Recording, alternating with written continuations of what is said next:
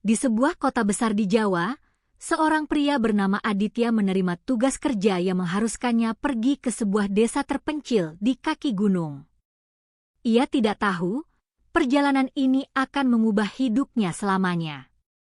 Saat mobilnya memasuki desa itu menjelang senja, kabut tebal menyelimuti jalan. Desa itu cantik, namun ada sesuatu yang terasa janggal, seolah udara di sana lebih berat daripada yang seharusnya. Di sebuah jembatan kayu tua di tepi sungai, Aditya melihat seorang wanita berdiri sendirian di tengah kabut. Wajahnya cantik luar biasa, matanya menatap Aditya dengan tatapan yang membuatnya tidak bisa berpaling. Wanita itu bernama Sekar.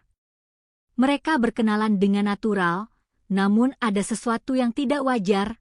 Jantung Aditya berdebar terlalu cepat, otaknya terlalu nyaman, seolah ia sudah mengenal Sekar seumur hidupnya. Hari-hari berikutnya, Aditya selalu bertemu Sekar dimanapun ia pergi. Di pasar tradisional, di warung kecil, di jalan setapak menuju sawah. Sekar selalu ada, dengan senyum yang sama, di waktu yang selalu tepat. Keluarga Sekar menyambut Aditya dengan hangat yang berlebihan. Bu Hartini memasakkan hidangan mewah, Mbah Darmo menawarkan jamu dan minuman tradisional. Semua terlalu sempurna, terlalu cepat, terlalu mudah. Aditya dan Sekar menghabiskan waktu bersama di sawah yang menghijau. Sekar bercerita tentang desa mereka, namun selalu mengalihkan pembicaraan saat Aditya bertanya mengapa hampir tidak ada pria muda di desa itu. Minggu-minggu berlalu. Aditya jatuh cinta dengan kecepatan yang tidak masuk akal. Setiap malam ia memimpikan Sekar, seolah wanita itu telah menanamkan dirinya di dalam pikiran Aditya tanpa izin. Suatu malam, Aditya terbangun dan melihat sosok gelap berdiri di luar jendelanya. Sosok itu tidak bergerak, hanya menatap. Saat Aditya mengerjapkan mata, sosok itu lenyap seperti asap yang ditelan angin. Aditya memutuskan ia ingin menikahi Sekar. Perasaan itu begitu kuat hingga membuatnya tidak bisa berpikir jernih. Ia tidak tahu, keputusan ini adalah persis apa yang telah dinantikan keluarga Sekar selama 7 tahun. Aditya melamar Sekar di hadapan keluarganya. Sekar menangis, Bu Hartini memeluknya erat, Mbah Darmo mengangguk pelan. Namun di balik semua air mata dan senyum itu, ada sesuatu yang lebih mirip kelegaan daripada kebahagiaan. Pernikahan direncanakan hanya 2 minggu kemudian. Keluarga Sekar bersikeras upacara harus dilaksanakan di rumah adat mereka, pada tanggal yang sudah ditentukan dan tidak bisa diubah dengan alasan apapun. Malam hari, Aditya mendengar suara rapalan dari bagian belakang rumah. Ia mengintip dan melihat cahaya lilin berkedip-kedip dari sebuah ruangan yang tidak pernah dibuka untuknya. Mbah Darmo mempersiapkan sesuatu secara diam-diam. Tangan tuanya mencampur ramuan, membakar kemenyan hitam, dan membisikkan mantra dalam bahasa kuno di atas sebuah keris yang sudah menghitam karena usia. Aditya mulai dihantui mimpi buruk. Sosok gelap bermata merah menyala, altar pernikahan yang berlumuran darah, dan Sekar mengenakan gaun pengantin hitam dengan senyum yang hampa dari kehangatan. Ia terbangun dengan tubuh basah kuyup oleh keringat. Cakaran-cakaran aneh muncul di lengannya yang ia tidak ingat kapan terjadi. Saat ditanya, Sekar hanya menjawab dengan tenang bahwa itu reaksi alergi biasa. Aditya menjelajahi rumah dan menemukan sesuatu yang aneh di loteng. Dekorasi pengantin tua yang tersimpan rapi, bukan satu set, tapi banyak, dari tahun-tahun yang berbeda, namun tidak ada satupun foto mempelai pria dimanapun. Seorang wanita tua bernama Mbah Rini melihat Aditya di pasar dan tiba-tiba memegang tangannya dengan erat. Matanya penuh ketakutan, mulutnya membisikkan sesuatu yang membuat bulu kuduk Aditya berdiri sebelum warga lain menariknya pergi. Aditya menceritakan kejadian itu kepada Sekar. Untuk sepersekian detik, ekspresi Sekar berubah, sesuatu yang gelap melintas di matanya, sebelum ia kembali tersenyum dan mengatakan wanita tua itu sudah pikun. Lewat tengah malam, Aditya terbangun dan melihat Sekar berdiri di halaman belakang, menghadap hutan, tidak bergerak sama sekali. Angin bertiup kencang namun rambutnya tidak bergoyang. Saat Aditya memanggil namanya, Sekar menoleh dengan senyum yang membuat darahnya membeku. 1 minggu sebelum pernikahan, Aditya merasa semakin lemah setiap hari, seolah ada sesuatu yang menyedot tenaganya perlahan. Bayangan wajahnya di cermin terlihat lebih pucat dengan setiap pagi yang berlalu. Saat keluarga sedang pergi, Aditya memberanikan diri masuk ke ruangan terlarang itu. Di lantai, ia menemukan noda darah yang sudah mengering. Ruangan itu berbau kematian dan kemenyan tua. Di dalam ruangan, ia menemukan sebuah buku kulit tua berisi nama-nama dan tanggal-tanggal. Setiap entry berakhir dengan tanggal pernikahan. Tidak ada satupun entry yang memiliki catatan setelah tanggal itu. Di antara halaman buku itu, tersimpan foto-foto tua, pria-pria yang berbeda dari tahun-tahun yang berbeda, semua mengenakan pakaian pengantin, semua memiliki tatapan ketakutan yang sama di mata mereka. Aditya mengonfrontasi Bu Hartini tentang ruangan itu. Wajah Bu Hartini langsung pucat, tangannya gemetar saat menutup pintu ruangan dengan kasar, dan melarang Aditya masuk ke sana dengan nada yang lebih mirip ancaman daripada permintaan. Malam itu, Mbah Darmo melakukan ritual di hutan belakang rumah. Dari jendelanya, Aditya menyaksikan bayangan-bayangan bergerak secara tidak wajar di sekeliling kakek tua itu, seolah kegelapan itu sendiri yang hidup. Sesuatu muncul dari dalam tanah selama ritual itu. Sosok besar, bukan manusia, bukan hewan, dengan mata merah menyala yang menembus kegelapan. Mbah Darmo berlutut di hadapannya seperti hamba di depan tuannya. Aditya mencoba menghubungi Joko, sahabatnya di kota, namun ponselnya tidak memiliki sinyal sama sekali. Setiap upaya untuk meninggalkan desa terasa dihalangi, jalan-jalan berputar kembali ke tempat yang sama, mobilnya menolak untuk hidup. Aditya bertanya kepada Sekar dengan hati-hati, mengatakan bahwa ia merasa takut. Untuk sesaat, kesedihan yang tulus muncul di wajah Sekar, dan bibirnya berbisik pelan bahwa semuanya sudah terlambat. Desa itu seolah semakin menyempit mengelilingi Aditya. Pintu-pintu terkunci sendiri, jendela-jendela tidak bisa dibuka, dan setiap malam suara rapalan semakin keras, semakin dekat, semakin mengerikan. 5 hari sebelum pernikahan, Joko mulai khawatir karena Aditya tidak membalas satupun pesan selama berminggu-minggu. Ini bukan kebiasaan sahabatnya. Joko menyusul ke desa itu dengan mobilnya sendiri. Tidak seperti Aditya, ia langsung merasakan ada yang salah.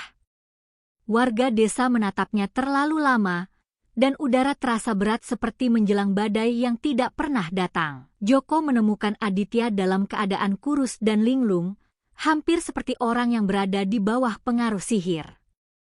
Mata Aditya berkabut, dan ia berbicara tentang Sekar dengan kesetiaan yang obsesif dan tidak wajar. Joko menyelidiki sendiri. Ia bertanya ke sana-sini hingga seorang nelayan tua menceritakan sejarah gelap desa itu. Setiap 7 tahun, seorang pengantin pria dibawa oleh keluarga itu dan tidak pernah terlihat lagi. Di kedalaman hutan, Joko menemukan kuburan kecil yang tersembunyi. 7 gundukan tanah tanpa nisan, masing-masing diikat pita pengantin putih yang sudah pudar oleh waktu dan hujan.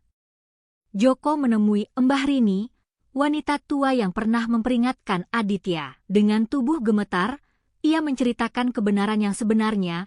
Keluarga Sekar telah membuat perjanjian dengan iblis yang sangat kuat sejak beberapa generasi lalu, dan tumbalnya adalah pengantin pria setiap 7 tahun sekali. Pernikahan itu bukan pernikahan yang sesungguhnya. Ini adalah ritual persembahan. Pengantin pria tidak menikahi Sekar, melainkan diserahkan kepada iblis. Setelah upacara selesai, jiwanya akan dikonsumsi, ditelan oleh kegelapan tanpa sisa. Joko mencoba membawa Aditya pergi saat itu juga, namun Aditya melawan. Ikatan sihir terlalu kuat. Ia bersikeras bahwa ia mencintai Sekar dan pernikahan harus tetap berlangsung, dengan tatapan kosong yang bukan miliknya. Joko tidak menyerah. Ia menemui seorang kiai di desa sebelah yang mengenal kegelapan keluarga itu. Kiai itu memberikan air doa dan bacaan-bacaan yang bisa memutus ikatan sihir yang membelenggu Aditya. Malam sebelum pernikahan. Rumah adat didekorasi dengan warna merah dan hitam. Sekar duduk di kamar pengantinnya, bukan dengan kegembiraan, melainkan dengan tatapan hampa seseorang yang sedang menjalankan kewajiban yang tidak bisa ia tolak. Pagi pernikahan, langit di atas desa gelap secara tidak wajar, seolah matahari menolak untuk menyinari apa yang akan terjadi. Warga berkumpul, namun tidak ada sukacita di wajah mereka, hanya kewajiban yang suram. Aditya didandani dengan pakaian pengantin Jawa lengkap. Matanya berkabut, gerakannya mekanis, seolah ia adalah boneka yang dikendalikan oleh tali-tali yang tidak terlihat. Ia berjalan menuju altar tanpa kehendaknya sendiri. 1 jam sebelum upacara dimulai, Joko tiba di desa dengan air doa dari kiai. Ia menyelinap masuk melalui jendela belakang dan menemukan Aditya duduk sendirian di ruang persiapan pengantin. Joko memercikan air doa ke wajah Aditya dan membacakan ayat-ayat suci. Aditya mengejang, melawan, berteriak dengan suara yang bukan suaranya. Tubuhnya memberontak, namun perlahan kabut di matanya mulai menipis dan akhirnya pecah. Kesadaran kembali menghantam Aditya seperti ombak yang menghancurkan dinding. Setiap memori aneh, setiap tanda bahaya, setiap mimpi buruk, semuanya menyatu menjadi satu gambaran yang mengerikan dan utuh. Ketakutan murni menguasai seluruh tubuhnya. Ia menyadari bahwa selama berminggu-minggu ia telah hidup di dalam jebakan yang dirancang sempurna, dimanipulasi, dilemahkan, dan dipersiapkan sebagai persembahan untuk sesuatu yang tidak bisa ia pahami. Aditya dan Joko berlari melalui lorong rumah adat. Lorong-lorong itu seolah berubah dan memanjang. Bu Hartini menghalangi pintu depan dengan wajah pucat dan mata yang memohon, memintanya untuk tetap tinggal. Mbah Darmo muncul dari kegelapan dengan murka. Rumah itu berguncang. Bayangan-bayangan merayap di sepanjang dinding seperti makhluk hidup. Namun Aditya mendorong melewati mereka semua, didorong oleh naluri bertahan hidup yang paling primitif. Di ujung lorong, Sekar berdiri mengenakan gaun pengantin berwarna merah darah. Tangannya terulur ke arah Aditya. Wajahnya terpecah antara keputusasaan manusiawi dan sesuatu yang bukan manusia, sesuatu yang gelap dan lapar. Aditya menatap Sekar untuk terakhir kalinya, wanita yang ia cintai atau yang ia pikir ia cintai. Ia melepas cincin pernikahan dari jarinya dan melemparkannya ke kaki Sekar. Lalu ia berlari ke arah cahaya pagi dan tidak pernah menoleh ke belakang. Detik Aditya melewati batas desa, langit di atas rumah adat berubah hitam legam. Petir menyambar tanpa hujan. Perjanjian telah dilanggar, dan sesuatu yang sangat kuno, sangat murka, kini menuntut bayaran. Di dalam rumah, dinding-dinding mulai mengeluarkan darah. Dekorasi pernikahan layu dan membusuk dalam hitungan detik. Bunga-bunga berubah menjadi abu, lilin-lilin padam serentak. Iblis datang untuk mengambil apa yang dijanjikan kepadanya. Mbah Darmo berlutut di depan altar pernikahan, mencoba melakukan ritual darurat, mencoba menenangkan entitas itu. Namun tidak ada pengantin pria untuk dipersembahkan. Perjanjian menuntut darah, dan darah harus dibayar. Iblis itu muncul dari dalam tanah di bawah altar, sosok bayangan raksasa dengan mata yang terbakar dan mulut yang terbuka lebar secara tidak mungkin.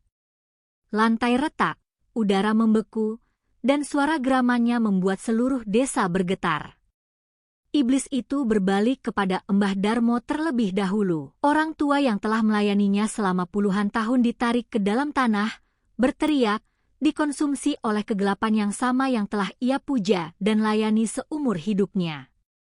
Bu Hartini mencoba berlari, namun pintu-pintu tersegel rapat. Bayangan-bayangan melilit tubuhnya seperti ular, dan jeritannya menggema di seluruh rumah sebelum tiba-tiba berhenti, digantikan oleh keheningan yang jauh lebih menakutkan. Sekar adalah yang terakhir berdiri. Iblis itu mendekatinya perlahan, dengan langkah-langkah yang mengguncang lantai. Ia tidak berlari. Ia tahu ini adalah harganya. Air mata darah mengalir di pipinya saat kegelapan itu merenggut apa yang telah dijanjikan. Rumah adat itu runtuh ke dalam dirinya sendiri, ditelan oleh bumi. Tanah tempat rumah itu berdiri kini hanya tersisa tanah hitam yang hangus. Tidak ada puing, tidak ada jejak, hanya kehampaan yang mutlak. Aditya dan Joko mengendarai mobil meninggalkan desa dalam keheningan. Aditya menatap keluar jendela, hidup tapi tidak utuh. Sebagian dari dirinya tertinggal di desa itu, dan ia tahu bahwa ia tidak akan pernah benar-benar lepas dari apa yang telah ia saksikan. Bertahun-tahun kemudian, warga desa bercerita bahwa tanah tempat rumah adat itu berdiri sudah terkutuk. Tidak ada yang tumbuh di sana, dan di malam-malam yang sunyi, mereka bersumpah masih bisa mendengar tangisan seorang wanita, memanggil sebuah nama yang tidak ada yang berani menjawab. Karena beberapa hutang tidak berakhir dengan kematian, dan beberapa dosa bergema untuk selamanya.